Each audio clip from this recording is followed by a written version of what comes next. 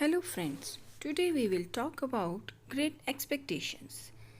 Expectations can trip us up when we have strong convictions, not based on facts or analysis, that something will surely happen, that people should behave in a particular way, that the outcome is definitely predictable.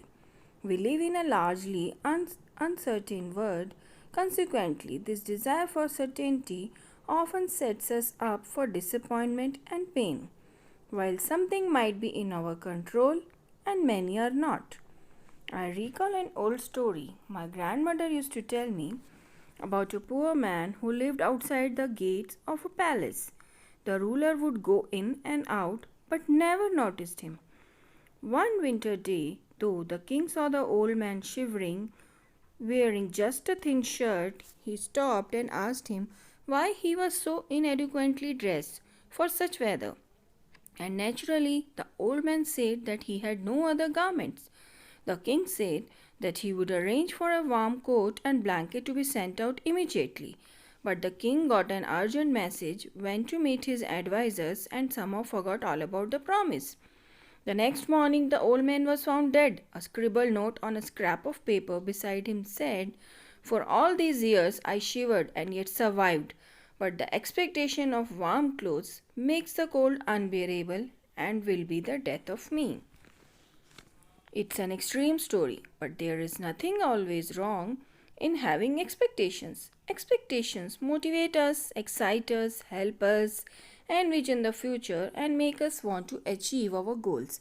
Healthy expectations also help us set healthy boundaries. For example, we have a right to expect to be treated fairly and respectfully. An expectation is different from a dream or a wish or even a hope.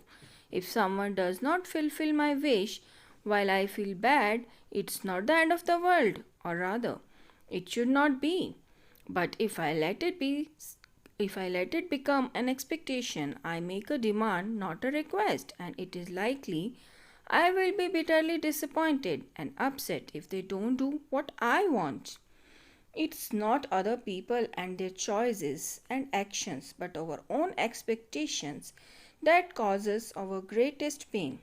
Becoming more realistic about expectations does not mean that we need to stop setting goals or dreaming. We can still hope for the best. We can still ask for what we want, ask for help, work towards what we want, and most of all, learn to take no learn to take no for an answer. While not easy, adjusting unrealistic expectations can bring enormous mental and emotional relief. Things get complicated when we expect others to treat us the way we treat them.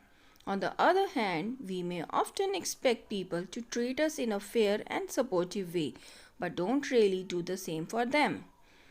We can't ignore yet another common aspect that we also struggle with, living up to the expectations of others.